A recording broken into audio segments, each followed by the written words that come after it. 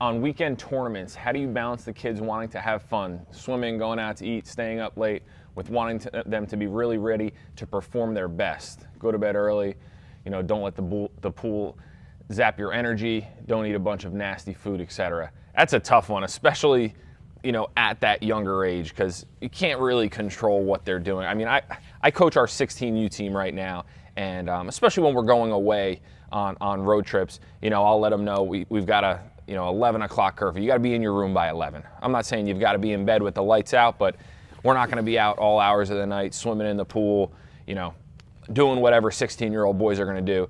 So I try to just put a curfew on them in that we've got to be in our rooms by 11 o'clock. I've been to Ripken down in Maryland before, where we've got our 10s and 11s, and those kids have so much fun just running around the whole place, swimming and watching other games, and it's a fun, enjoyable weekend for them. So I don't want to be too strict with them, but I think letting them know, guys, we've got to be in our rooms by a certain time.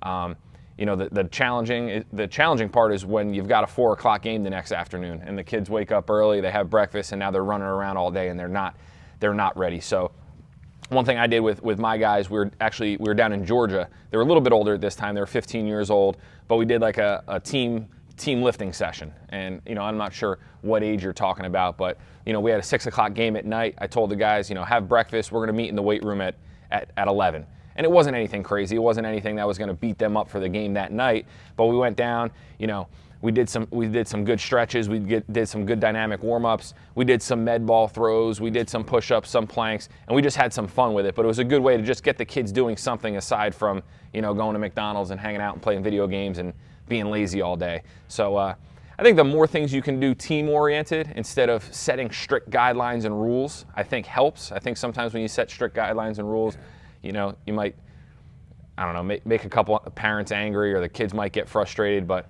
maybe you limit it to, we're only going to swim until 11 o'clock this afternoon. Then you got to go home, you got to get a lunch. That's the challenging part, though. I mean, you coach your boys at young ages, too. How do you handle it?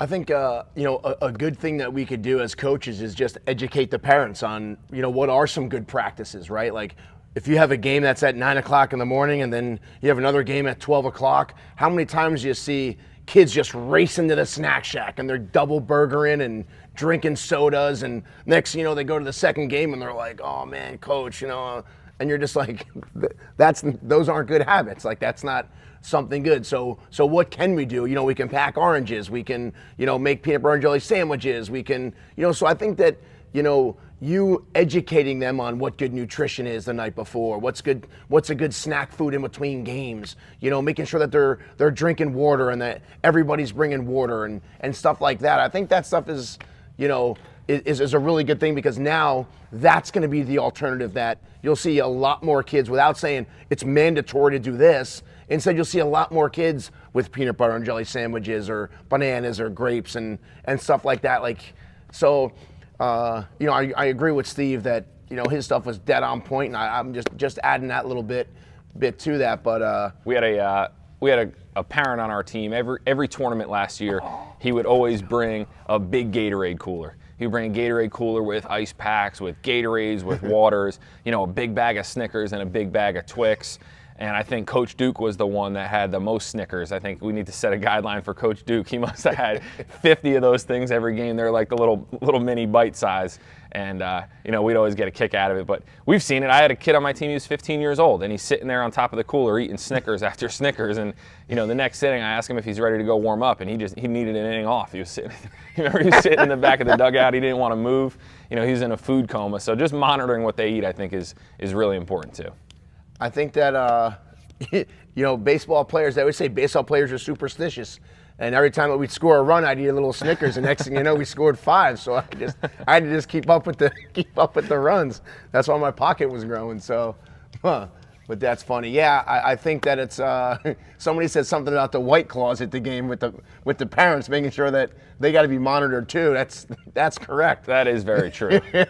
Too many White Claws at a game can create bad culture, and the code of conduct will then be broken. Especially when you look out and they've all got the same travel coffee mug, the disposable one from home. Then you know it's definitely not all coffee from the same coffee shop.